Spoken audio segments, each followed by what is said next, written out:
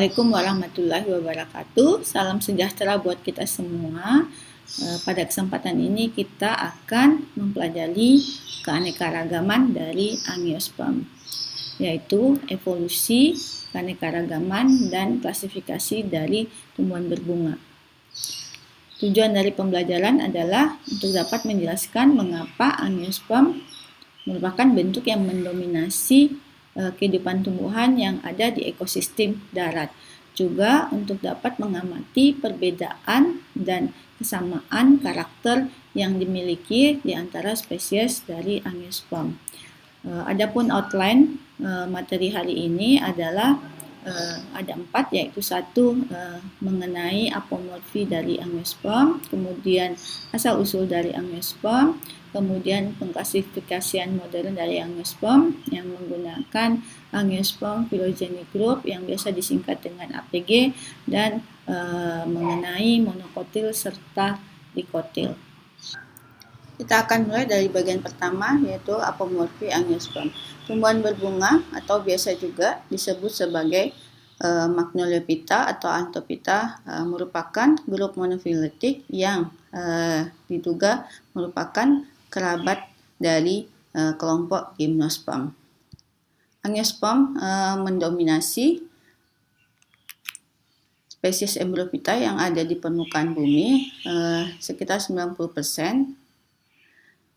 Dan diperkirakan lebih dari 290.000 spesies yang hidup sekarang. Kemudian angiosperm juga, kalau kita lihat gambar di sini, sangat bervariasi, memiliki habitus mulai dari herba, semak, pohon yang merambat maupun sukulen. Kemudian dia juga menempati berbagai macam habitat, mulai dari hutan, padang rumput, gurun maupun di perairan. Angiosperm memiliki nilai penting, yaitu memiliki nilai ekonomi. Sebagian besar dari makanan pokok kita itu berasal dari angiosperm. Apomorfi dari angiosperm, kita tahu ada 8 yang membedakan dia dari kelompok Gymnos, yang terdiri dari karakter bunganya, stamennya, inti dari alkaloid jantannya, karpel, kemudian inti dari gametofit betina, keberadaan endosperm, kemudian integumen yang 2 lapis, serta anggota pembuluh tapisnya. Nah, selain itu di dalam angiosperm sendiri yang terdiri dari kelompok magnolid dan yang dibedakan menjadi magnolid dan eudicot, kemudian eudicot terpisah dengan monocotyledon, yaitu dengan adanya 4 ciri berikut, yaitu dengan cotyledonnya, pertulangan daunnya, kemudian vaskularisasi kambiumnya, serta keberadaan plastida berupa protein yang ada di tabung tapisnya. Nah, kemudian eudicot dibedakan dengan ceratophyllales karena adanya perbedaan pada polen. Kita lihat satu persatu apomorfinya, dimulai dari bunga, ya. Jadi angiosperm itu adalah tumbuhan berbunga karena memiliki bunga yang jelas. Jadi ada yang petal dan sepalnya bisa dibedakan, atau petal dan sepalnya sulit dibedakan karena memiliki bentuk atau warna yang sama. Kemudian kedua, dia memiliki TK yang terdiri dari 2 TK ini. Kemudian masing-masing TK terdiri dari 2 kotak spora, ya. Jadi totalnya ada 4 kotak spora yang biasa dikenal sebagai tetrasporangiat. Kemudian karakter ketiga adalah gametofit betinanya, yaitu memiliki 3 inti. Di sini kita bisa lihat polen, ya, yang terdiri dari sel vegetatif dan sel generatif, ya. Jadi sel vegetatif biasa juga disebut sebagai sel tabung atau yang memiliki inti tabung. Kemudian selanjutnya mengalami mitosis. Sel generatifnya menghasilkan 2 sel sperma, sementara sel tabungnya tetap satu. Nah, sel tabung inilah yang nanti akan membentuk tabung polen yang akan membawa sperma untuk bertemu dengan sel telur di dalam ovarium. Kemudian karakter keempat yaitu pembentukan karpel dan buah. Ya, jadi kita tahu ini adalah karpel atau biasa dikenal sebagai daun buah. Nah, daun buah ini mengalami pelipatan yang disebut konduplikasi. Jadi pelipatan ke arah dalam sehingga membentuk suatu ruangan yang biasa disebut sebagai lokus dan menyebabkan ovulnya berada di dalam. Nah, inilah yang merupakan asal kata dari angiosperm, artinya biji tersembunyi ya ada di dalam karpel. Kemudian karakter kelima yaitu ovulnya, bakal bijinya memiliki dua integumen, yaitu integumen luar dan integumen dalam. Ya, nah dia juga memiliki bagian mikrofil, tempat di mana tabung polen akan masuk sehingga sperma bisa membuahi sel telur. Kemudian ciri keenam adalah di dalam perkembangan gametofit betinanya dia memiliki 8 inti ya. Jadi kita bisa lihat di sini megasporosit yang 2N akan mengalami meiosis menghasilkan 4 megaspora. Nah, hanya satu yang fungsional, kemudian satu yang fungsional akan mengalami mitosis dan diferensiasi sehingga dihasilkan 8 inti. Nah, salah satunya adalah sel telur yang N dan 2 polar inti ya, masing-masing juga N. Masih lanjutan dari gametofit betina.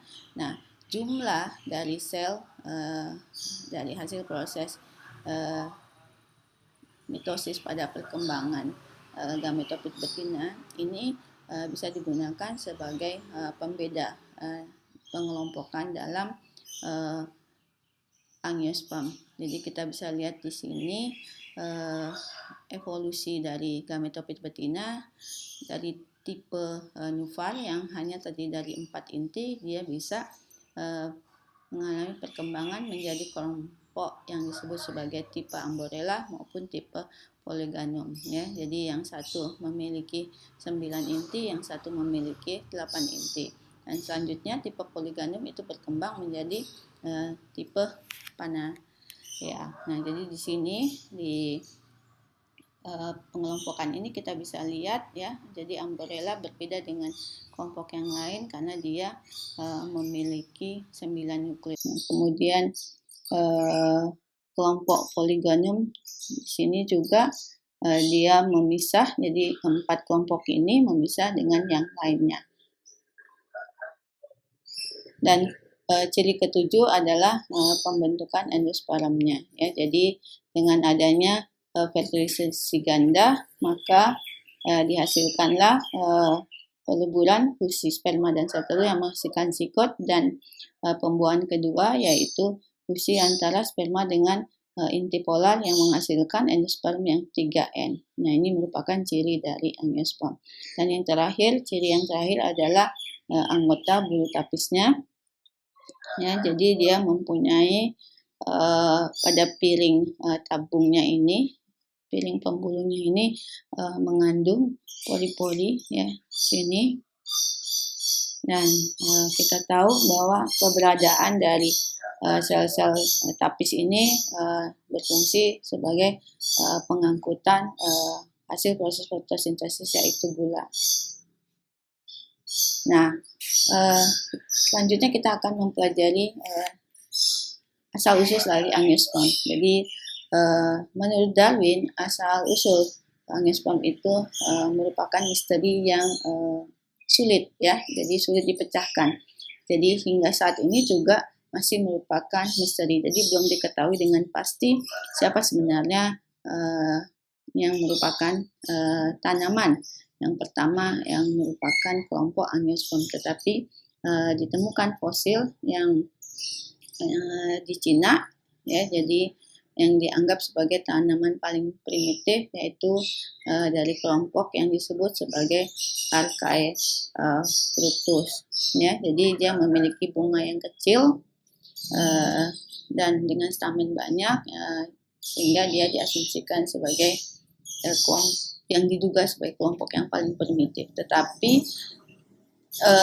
data molekuler dan data fosil menunjukkan bahwa angiosperm primitif yang sampai saat ini masih ada adalah Amborella.